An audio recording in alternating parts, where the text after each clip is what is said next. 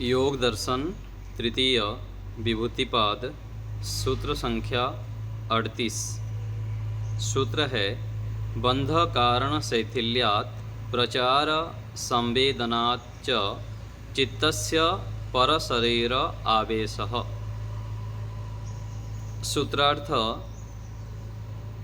अशुभ कर्म तथा सकाम शुभ कर्म एवं उनके संस्कारों को निर्बल कर देने से और मन के जाने आने के मार्ग का परिज्ञान होने से चित्त का पर शरीर में प्रवेश होता है। योगार्थ प्रकाश हिंदी भाग देखेंगे। इस सूत्र में चित्त के पर शरीर में प्रवेश करने का कथन है। सकाम शुभ अशुभ कर्म कुसंस्कार चित्त के बंधन के कारण है। बंधन के कारण क्या है? सकाम कामना से सहित होकर शुभ अशुभ कर्म करना। सकाम और निष्काम के विषय में हम पहले कई बार चर्चा किए हैं। सांसारिक व्यक्ति वस्तु स्थान आदि को प्राप्त करने की उद्देश्य से केवल इनको ही प्राप्त करने की उद्देश्य से जो कर्म किया जाता है इसको कहा जाता है सकाम कर्म। तो प्रश्न आता है कि कैसे बिना कामना के कर्म करेंगे?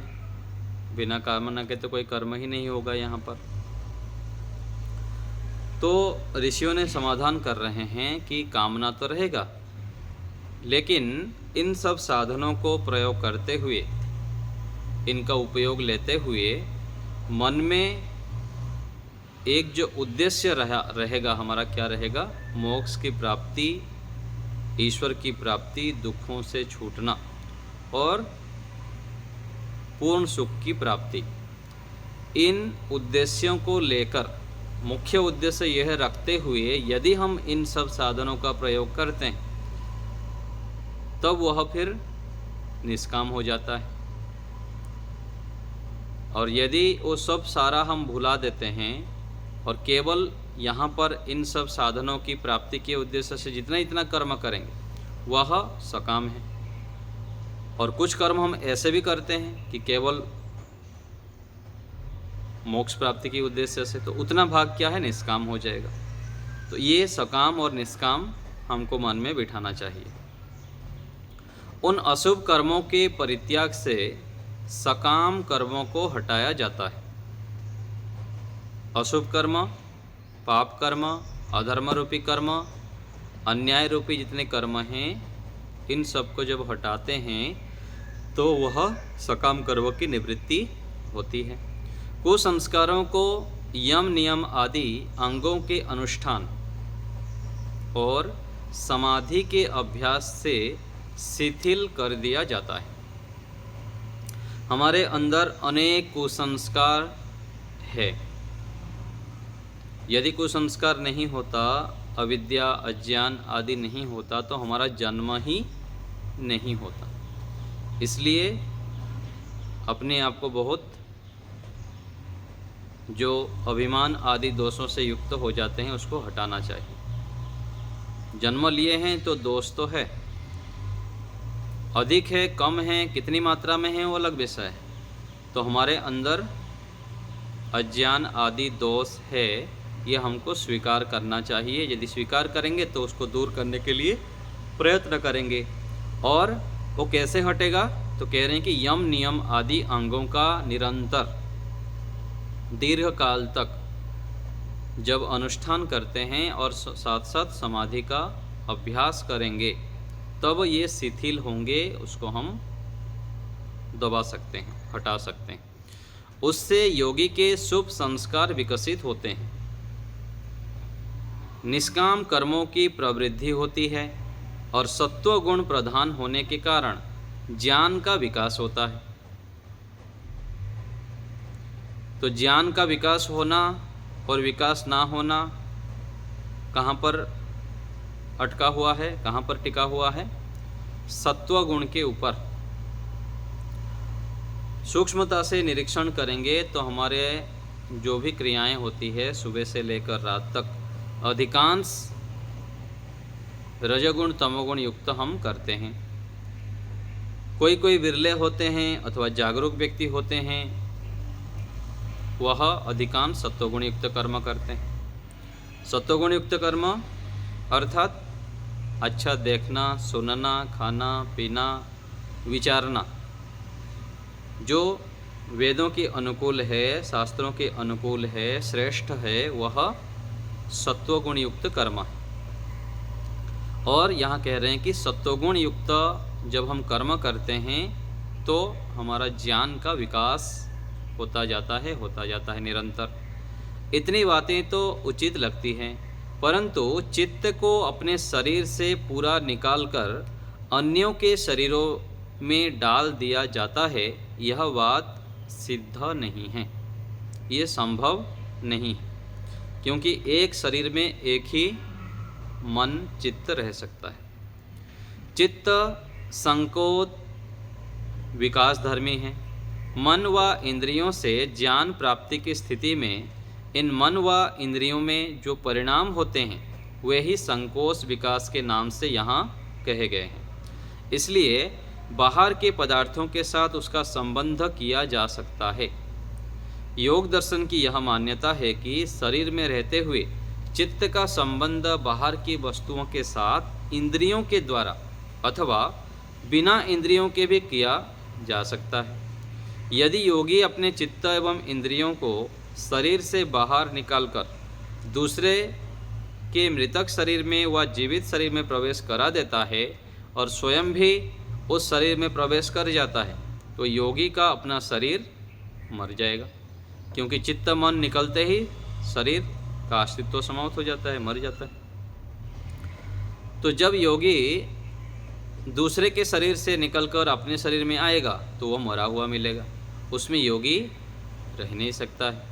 यदि कोई यह कहे कि मरे हुए शरीर को जीवित किया जा सकता है, तो यह मान्यता स्वामी दयानंद सरस्वती जी की दृष्टि से असंभव कोटि में है।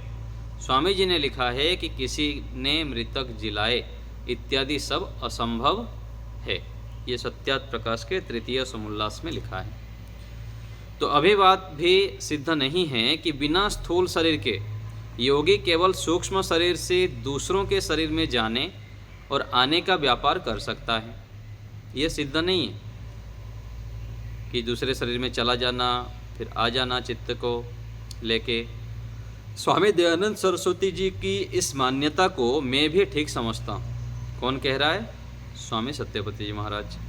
यदि कालांतर में मृतक शरीर को जिलाने की मान्यता प्रमाणों से सिद्ध हो जाएगी तो मैं इसे स्वीकार करूँगा। बिना स्थूल शरीर के योगी मन और इंद्रियों सहित अन्यों के शरीर में प्रवेश करे, यह सिद्ध नहीं होता है। तो मन दूसरे शरीर में जाना जो यहाँ कहा गया है ये ठीक नहीं है। इसमें सांख्य दर्शन का प्रमाण है। न स्वातंत्र्यात् तद रीते छायावत चित्रवत च। भावार्थ है स्थूल शरीर के बिना सूक्ष्म शरीर भोग को प्राप्त नहीं कर सकता, वैसे ही बिना स्थूल शरीर के केवल सूक्ष्म शरीर से अन्यों के शरीर में जाना और पश्चात अपने शरीर में आना यह व्यापार सिद्ध नहीं होता है।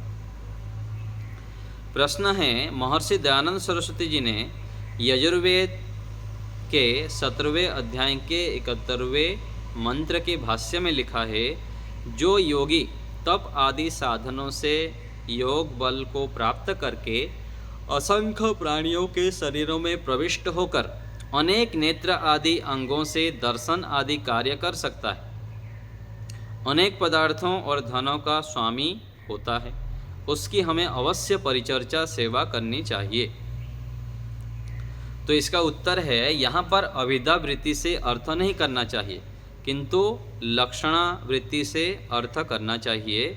इसका अर्थ यह है कि योगी अपने अनेक शिष्यों को उपदेश करता है, अध्यापन करता है आदि करके उन शिष्यों को वेदानुकूल कर्म करने की प्रेरणा देता है और वे शिष्य उस योगी के निर्देश अनुसार देखना, सुनना आदि वेदानुकूल कर्म करते हैं। तो इस प्रकार से योगी अनेक लोगों तक अपना ज्ञान पहुंचाता है और बड़ा कार्य कर पाता है। इसी को प्राणियों के शरीरों में प्रविष्ट होकर योगी द्वारा देखना कहा गया है। तो एक एक व्यक्ति अपने जैसे हजारों व्यक्ति तैयार कर देते हैं और हजारों व्यक्तियों के माध्यम से अनेक सूचनाएं और विशेष बड़ा बड़ा कार्य करने में समर्थ हो जाते हैं। भौतिक क्षेत्र में भी हम देखते हैं, जैसे बिजनेसमैन आदि होते हैं, हजारों कर्मचारी रखते हैं, लाखों कर्मचारी रख के कार्य सिद्ध करते हैं। ऐसे ही योगाभ्यासी भी अपने सामर्थ्य को बढ़ाते हुए, अपने शिष्य मंडली को बढ़ाते हुए कार्यों को, विशेष कार्यों को सिद्ध करने में समर्थ होते हैं। इसका अर्थ यह नहीं है कि योगी स्वयं असंख्य प्राणियों के शरीरों में प्रविष्ट होकर देखता है। एक देशी जीवात्मा योगी एक साथ अनेक शरीरों में प्रविष्ट हो नहीं सकता। कोई कहे कि एक एक करके अनेक शरीरों में प्रविष्ट हो जाता है, तो प्रश्न है कि वे जीवित शरीर में होते हैं या मृत में। जीवित शरीर हों तो एक काल में एक शरीर में दो जीवात्मा कार्य करें, एक उस व्यक्ति का और दूसरा योगी का आत्मा, तो यह बात प्रमाणों और न्याय के विरुद्ध है। प्रमाणों से भी विरुद्ध है और न्याय व्यवस्था के हिसाब से भी देखा जाए तो विरुद्ध है। तो ईश्वर ने प्रत्येक जीव को अपने अपने सामर्थ्य, अपने अपने कर्म अनुसार फल भोगने के लिए अलग अलग शरीर दिया है। उस एक शरीर से दूसरा जीव योगी आदि कोई कर्म नहीं कर सकता और ना ही फल भोग सकता है। तो एक शरीर में एक ही चित्त काम कर सकता है। और यदि कहो कि वे मृत शरीर होते हैं जिनमें योगी प्रवेश करता है, तो महर्षि के अपनी ही पूर्वोक्त जो ऊपर पंक्ति कहा गया उससे विरोध आएगा, क्योंकि वहाँ महर्षि जी ने स्वयं ही कहा है किसी ने मृतक जिलाए इत्यादि बात असंभव है। अतः महर्षि भाष्य को अलंकारिक कथन समझना चाहिए। जैसे वेद मंत्र में भी कहा गया है, शतहस्त समाहर सहस्रहस्त संकीर, अर्थात हे मनुष्य तू 100 हाथों से कमा और हजारों हाथों तक पहुंचा।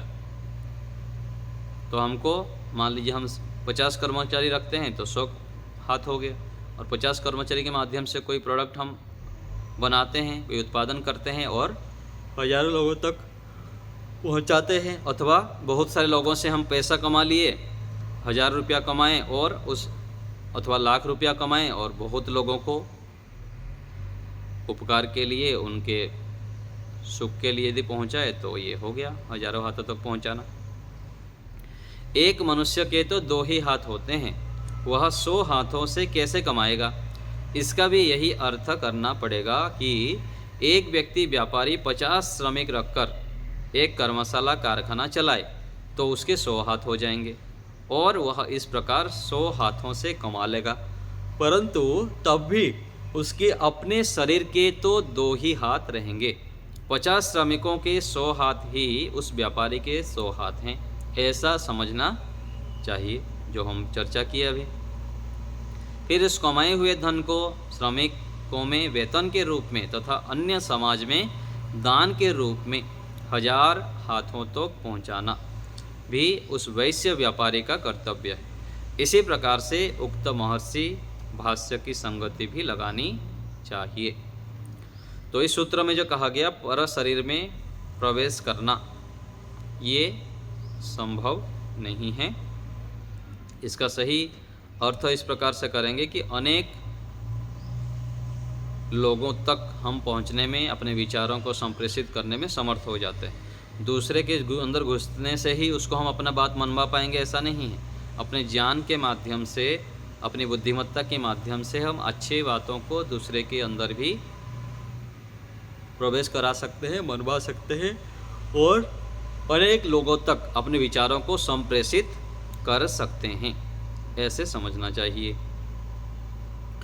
आगे सूत्र है उदान जयात जलपंक कंटकादेशु असंग उत्क्रांतिश्च। सूत्रार्थ है उदान की जीतने से जल, पंक, कांटे आदि से संग नहीं होता, अर्थात जल आदि में योगी का शरीर नहीं डूबता, योगी के शरीर में कांटे आदि नहीं चुभते और मृत्यु के पश्चात वह योगी ऊंची गति को प्राप्त करता है। योगार्थ प्रकाश इस सूत्र में उदान प्राण जय का फल बतलाया है। शरीर में अनेक प्राण होते हैं, प्राण, अपान, व्यान, उदान, समान आदि। तो इसके विषय में आगे दिए हैं, पढ़ते हैं। बाह्यकरण नेत्र आदि इंद्रियां और अंतःकरण बुद्धि, अहंकार, मन, ये दोनों प्रकार के कारण और प्राण जो मिलकर व्यापार करते हैं वह जीवन है। तो जीवन किसे कहेंगे? जो इन इंद्रियों के माध्यम से हम कार्य करते हैं, हमारा जीवन चलता है। और एक जीवन की परिभाषा क्या है? जन्म से लेकर मृत्यु के बीच का जो समय है उसको भी जीवन कहते हैं। इस जीवन के व्यापार में प्राणों का स्थान और उनके कार्यों को जानना आवश्यक है। इनमें प्राण मुख्य है क्योंकि ये सब उसी के भेद है।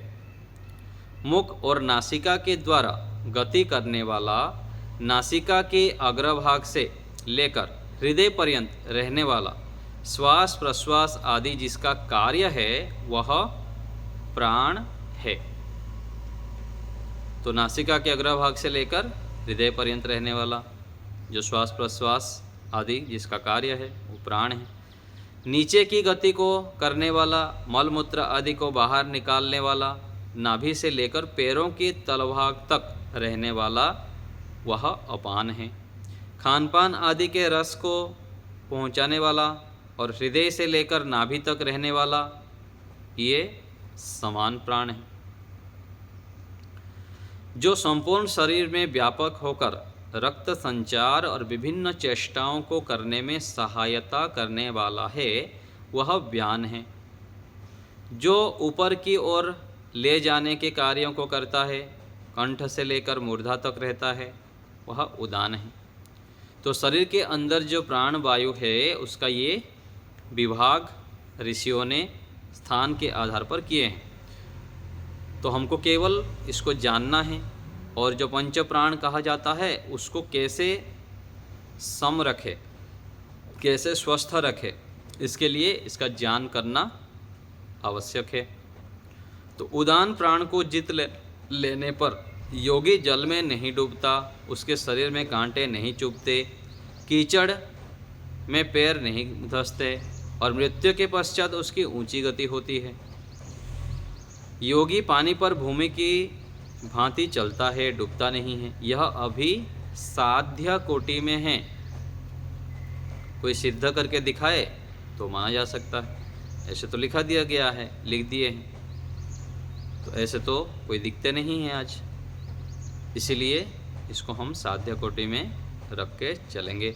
तो हल्का होने से तथा सावधानी से चलने से योगी के शरीर में कांटे कम चुभे। कहीं पर कांटे भरे रास्ते हो तो सावधानी से चले तो कांटे ना चुभे, ये तो हो सकता है, परंतु नितांत कांटे ना चुभे यह साध्य है कि कांटे के ऊपर चलता जाए और उसको कांटे चुभे ही ना। कठोर कीचड़ में योगी का शरीर कम धसे, यह तो हो सकता है, परंतु नितांत ही ना धसे यह बात सिद्ध नहीं है।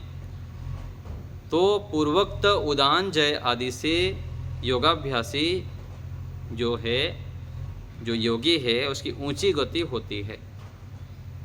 ऊंची गति अर्थात विशेष कार्य कर लेता है, वो सावधानी से कार्य करता है और कोई भी कार्य करने में वो सफल हो जाता है। जो प्राण अपान को वश में रखता है, स्वस्थ रहता है। तो इसलिए प्राणों को जानना तो आवश्यक है। बाकी ये सब बातें जो लिखी हुई है ये बहुत कठिन जैसा लग रहा है अभी की दृष्टि से, और कोई सिद्ध करके दिखाए तो माना जा सकता है, कोई इसमें जीवन लगाए। आगे एक देखते हैं सूत्र, समान जयात ज्वलनम। समान प्राण के जीतने से योगी के शरीर में तेजस्विता आ जाती है। योगार्थ प्रकाश। इस सूत्र में समान प्राण जय का फल बतलाया है। समान प्राण पर विजय प्राप्त करने पर योगी का शरीर दीप्तिमान हो जाता है, तेजस्वी हो जाता है। उस पर विजय प्राप्त करने का प्रकार यह है कि विधि पूर्वक प्राणायाम करने से प्राण पर योगी का अधिकार हो जाता है। व्यायाम करने से जठराग्नि तीव्र हो जाती है। ब्रह्मचर्य का पालन करने से वीर्य और ओज की वृद्धि होती है। सात्विक और संतुलित भोजन करने से प्राण उचित मात्रा में कार्य करते हैं। इस प्रकार योगी समान प्राण पर विजय प्राप्त कर लेता है। तो प्राणों के विषय में जानने से ये लाभ होता है, व्यक्ति प्राणायाम करता है, ब्रह्मचर्य का पालन करता है, उचित खान पान करता है, तो आगे धीरे धीरे चलकर विशेष शरीर में सामर्थ्य हो जाता है। इससे शरीर स्वस्थ हो जाता है और बल ओज की वृद्धि होने से योगी का शरीर दीप्तिमान हो जाता है, अर्थात चमकता है। इसी का नाम है ज्वलनम। ज्वलनम का अर्थ ये नहीं है कि अग्नि की भांति प्रकाश देता है, पदार्थों को जलाने लग जाता है। तो जो शब्द लिखा है ऋषियों ने, उसका सही अर्थ हमको निकालना चाहिए जो कि संभव हो। तो इस प्रकार से हम प्राणों आदि को जान के योगाभ्यास करते जाएं, उचित खान पान करते हैं और जीवन में व्रत नियम संकल्प आदि से युक्त रहना। प्रत्येक दिन हमको नया नया संकल्पों से युक्त होना चाहिए। सुबह उठ के मुझको ये कार्य आज नया करना है, ऐसे संकल्पित है तो रात से योजना बनाएं, अथवा सुबह उठ के हमको योजना बनानी चाहिए कि ये कार्य आज मुझको करना ही करना है। तो प्रत्येक दिन हम जब संकल्प करते हैं कि एक कार्य मुझको ये करना है, तो महीने में 30 नया कार्य हो जाता है। ऐसे करके हमारा संकल्प शक्ति भी बढ़ता है और कार्य करने की सामर्थ्य भी बढ़ जाता है। तो जीवन में व्रत नियम संकल्प यदि होता है और ईश्वर भक्ति यम नियम का पालन यदि होता है, तो धीरे धीरे हम ये विशेष जो शारीरिक मानसिक आदि सामर्थ्य है इसको प्राप्त कर लेते हैं। और साथ साथ एक बार रात्रि को आत्मनिरीक्षण करना चाहिए कि आज दिन भर कौन सा कार्य ऐसे में किया जो नहीं करना चाहिए था, कर लिया, उसके लिए पश्चाताप करना, आगे नहीं करने के लिए संकल्प करना। और कौन सा कार्य ऐसा किया जो विशेष कार्य किया, नया कार्य किया, उसको भी सोचना चाहिए और फिर उसको आगे बढ़ाना चाहिए। तो गलत कार्य को छोड़ना और अच्छे कार्य को बढ़ाना, ये कब होगा? जब आत्मनिरीक्षण करेंगे और प्रत्येक दिन हमको नया संकल्प आदि लेते हुए अच्छे अच्छे कार्यों को भी करना चाहिए। तो आज यहीं रखते हैं। आपको कुछ पूछना हो तो बताइए।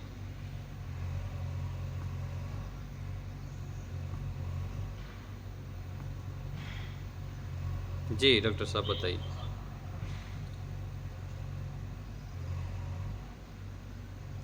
अशोक जी बताइए।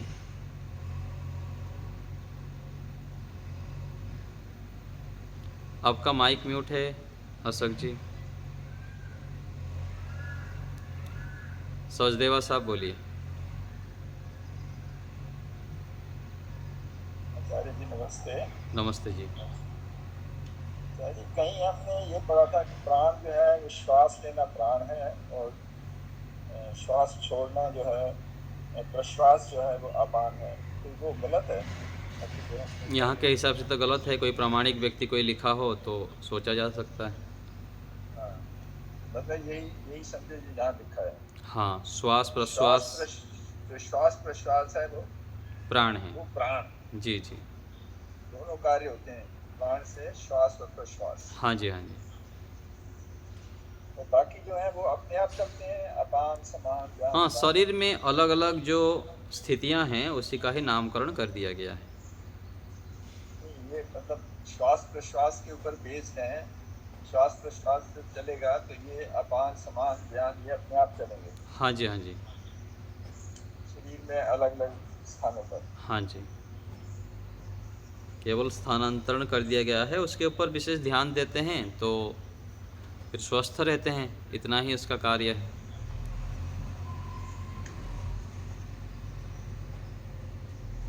ठीक है धन्यवाद। जी। अशोक जी बताएं, कुछ हाथ उठाए हैं आप। प्रहलाद, डॉक्टर प्रहलाद जी बोलिए। हाँ, नमस्ते गुरु जी। नमस्ते जी।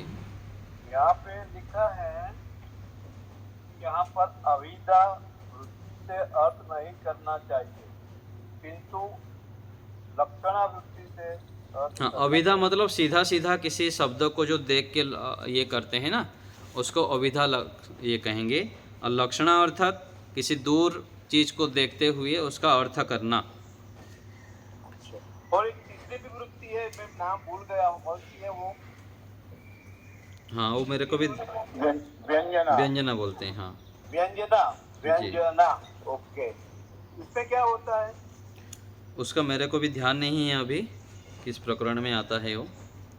हाँ हाँ हाँ, ठीक है, बाद में देख लेंगे। हाँ धन्यवाद। ठीक है, और कोई बात? जी भानुमति माता जी बोलिए। आचार्य जी नमस्ते। नमस्ते जी। आचार्य जी, तो हम सुबह जो यज्ञ करते हैं ना, जी उसमें प्राणायाम स्वाहा, उपानाय स्वाहा और ज्ञानाय स्वाहा ये करते हैं, इसको क्या समझेंगे? प्राणाय अपानाय जो व्यानेभ्य लिखा है। जी हाँ वो, नहीं, प्राणायाम स्वाहा इसे करते हैं, हाँ जी हाँ जी, वो तो अपनाय हाँ, स्वाहा एक तो इसे। सांकेतिक रूप में कि हमारा प्राण अपान व्यान आदि जो वायु है वह हाँ स्वस्थ जी। हो, इस प्रकार से भाव है। परमात्मा से प्रार्थना कर रहे हैं कि अपने हम ये सत्य कह रहे हैं और इसको हम स्वस्थ रखेंगे। और दूसरा परमात्मा से प्रार्थना भी है कि यज्ञ के माध्यम से जो वायु जाता है ये अपना ये सब स्वस्थ हो जाए, स्वस्थ रहे और हम दीर्घ आयु हो, आदि आदि ऐसे अर्थ से हम आहुति डालते हैं। जी जी, धन्यवाद जी। चलिए, हम अभी ध्यान का अभ्यास करते हैं थोड़ी देर के लिए।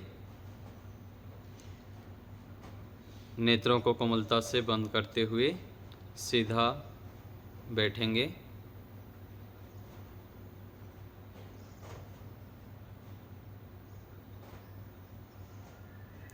मन में संकल्प, अभी थोड़े काल के लिए मैं ईश्वर का ही स्मरण करूंगा, बाह्य वृत्तियां नहीं लाना है। सतर्क सावधान होके बैठेंगे, बिल्कुल सीधा स्थिर होके। मन में भाव बनाएंगे, मन ही मन आँखों के सामने घनघोर अंधकार की स्थिति। परमपिता परमेश्वर मेरे अंदर बाहर दाएं बाएं ऊपर नीचे सर्वत्र विद्यमान हैं। मैं ईश्वर के अंदर डूबा हुआ हूँ। ईश्वर सर्वव्यापक है, निराकार हैं,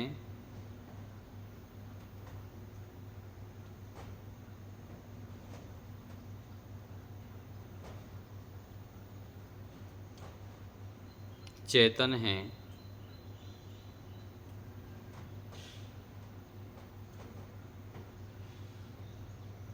हमें देख सुन जान रहे हैं।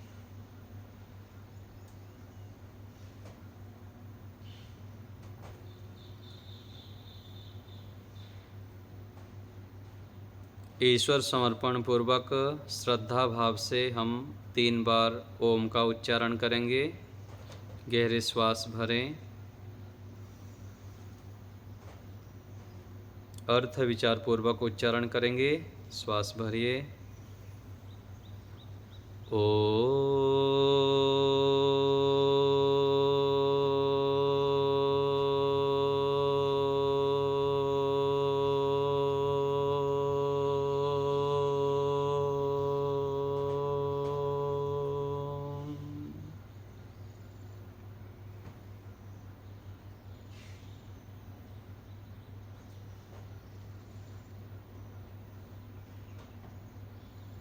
पुनः श्वास भरें।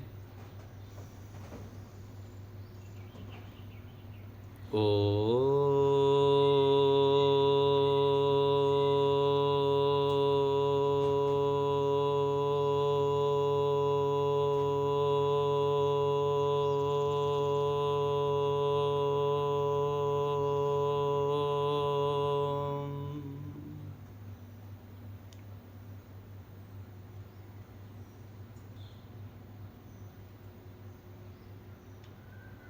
फिर से श्वास भरेंगे।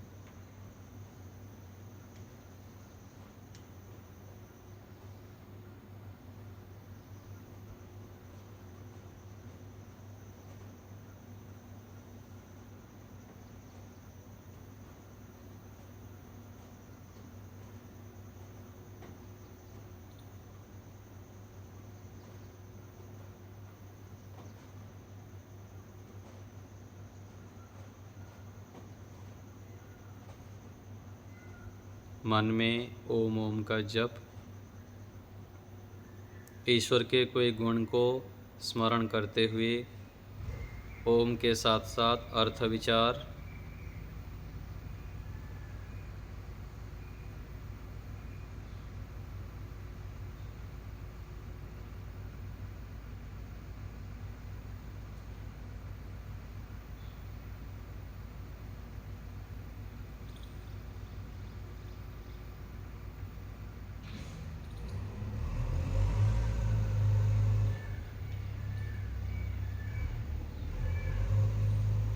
ईश्वर से प्रार्थना, हे परमपिता, आप हमारे ऊपर कृपा कीजिए, दया कीजिए। हे प्रभु, मेरे आपके ऊपर श्रद्धा विश्वास बढ़ता जाए, आप में अत्यंत प्रीति हो। हे परम प्रभु, आपने ही यह महान सृष्टि की रचना किए हैं। आप अद्भुत हैं, महान हैं, आप सर्वशक्तिमान हैं, आप बलवान हैं, शक्तिमान हैं, ज्ञानवान हैं, आनंद से परिपूर्ण हैं। हे पिता, मैं आपके गुणों को धारण करने में समर्थ हो जाऊं।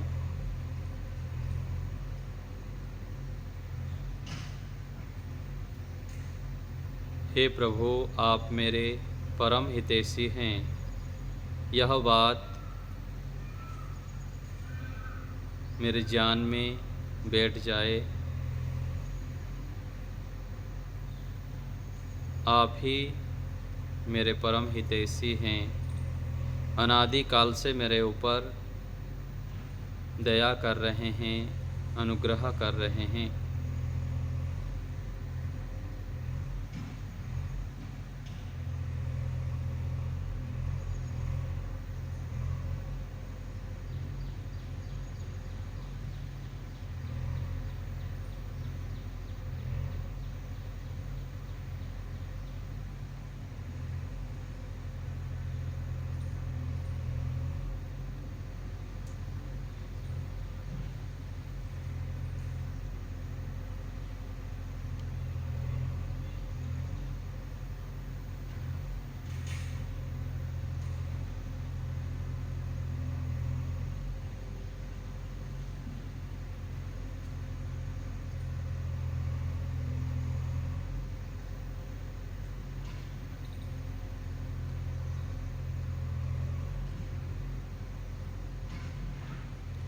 मन में ओम ओम का जप, ईश्वर समर्पण। ईश्वर हमारे साथ विद्यमान हैं।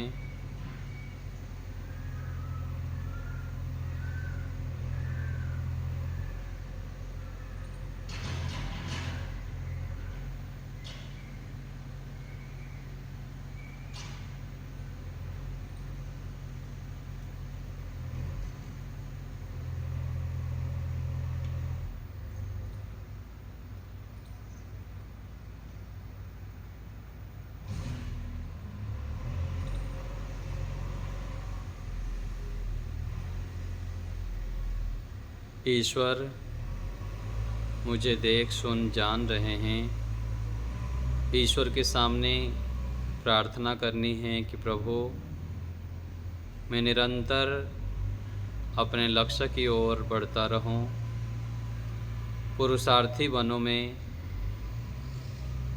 अध्यात्म के ऊंचाई को प्राप्त करूं, जितेंद्रिय बनों में ऐसी कृपा कीजिए, सामर्थ्य दीजिए, ज्ञान दीजिए पिता। मैं आपके शरण में आया हूँ। आप तो दया के सागर हैं, ज्ञान बल आदि के भंडार हैं पिता। आप मेरे ऊपर अनुग्रह कीजिए।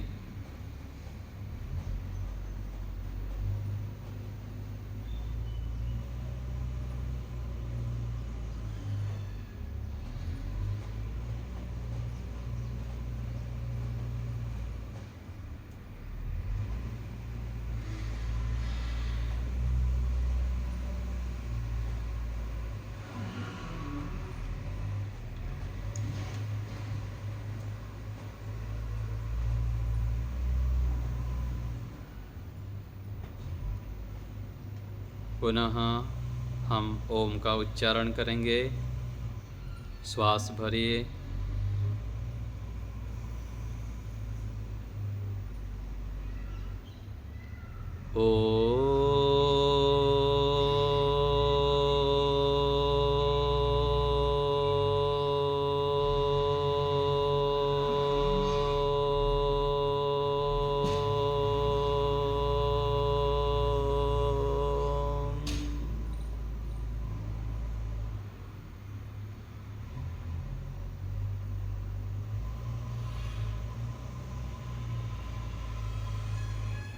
फिर से श्वास भरें।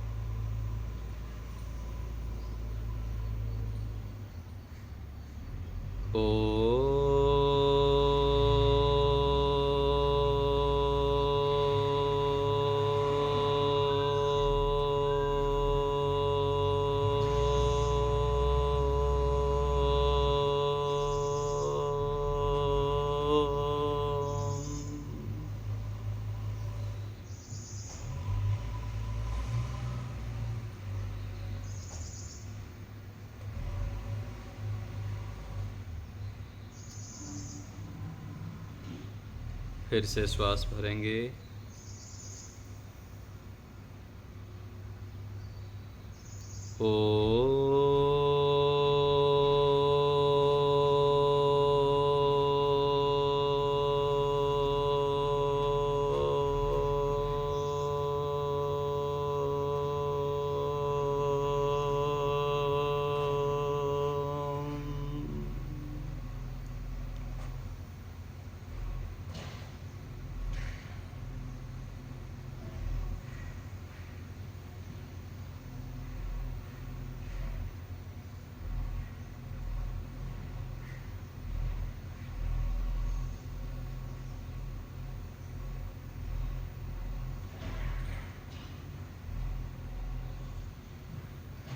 विराम की ओर चलेंगे। ईश्वर को धन्यवाद करेंगे। हे प्रभु, हे परमेश्वर, आपका बहुत बहुत धन्यवाद। आपके दिए साधनों से, सामर्थ्य से और अवसर से मैं यह श्रेष्ठ कार्य कर पाया। हे परमेश्वर, किसी के पास साधन होता है, शरीर आदि, लेकिन उसके पास सामर्थ्य नहीं होता है ध्यान करने के लिए। और किसी के पास साधन भी है, सामर्थ्य भी है, किंतु उसको अवसर नहीं मिल पाता है ध्यान करने के लिए। हे प्रभु, आपकी महती अनुकंपा से मुझे साधन, सामर्थ्य और अवसर प्राप्त हुआ है। आप मुझे यह श्रेष्ठ अवसर निरंतर प्रदान करते रहें। मैं नित्य प्रति आपका ध्यान करूं, आपकी आज्ञाओं को पालन करने में तत्पर रहूं। ऐसी कृपा करते रहें पिता। आपका पुनः बारंबार धन्यवाद।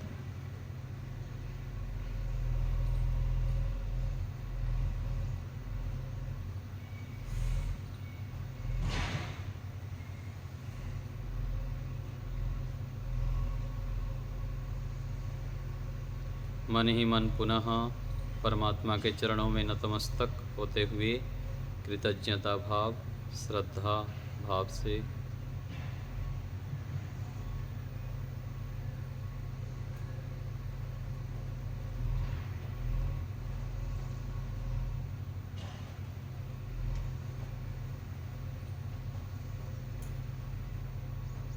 विराम देंगे। धीरे धीरे हाथों को घर्षण करते हुए मुख में स्पर्श करेंगे। दोनों हाथों के बीच में पलक झपकते हुए धीरे धीरे आँखों को खोलेंगे। इससे प्रकाश आँखों में सीधा नहीं पड़ता है। ऐसे नित्य हम ध्यान का अभ्यास करें। ध्यान के बाद थोड़े काल के लिए मौन गंभीर रहने का अभ्यास करना चाहिए। तो यहीं विराम देते हैं।